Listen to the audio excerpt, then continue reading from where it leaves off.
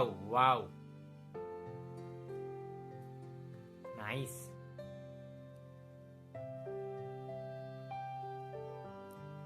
দুর্দান্ত দুর্দান্ত।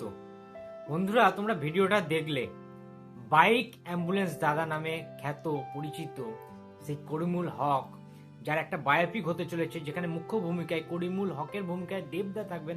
আমরা প্রত্যেকে জানি পোস্টার লঞ্চ করে দেওয়া হয়ে গেছে।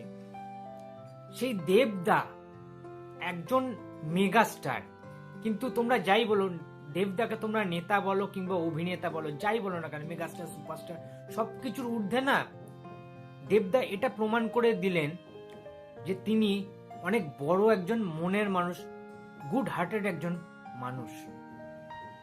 করিমুল হক হসপিটালে ভর্তি ছিলেন, তোমরা প্রত্যেকে জানো।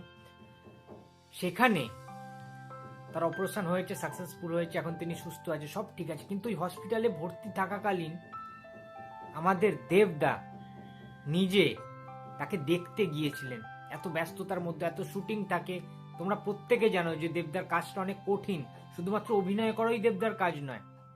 একজন এমপি দেবদা, ঘাটালের এমপি, তার অনেক রকম দায়িত্ব রয়েছে, কর্তব্য রয়েছে।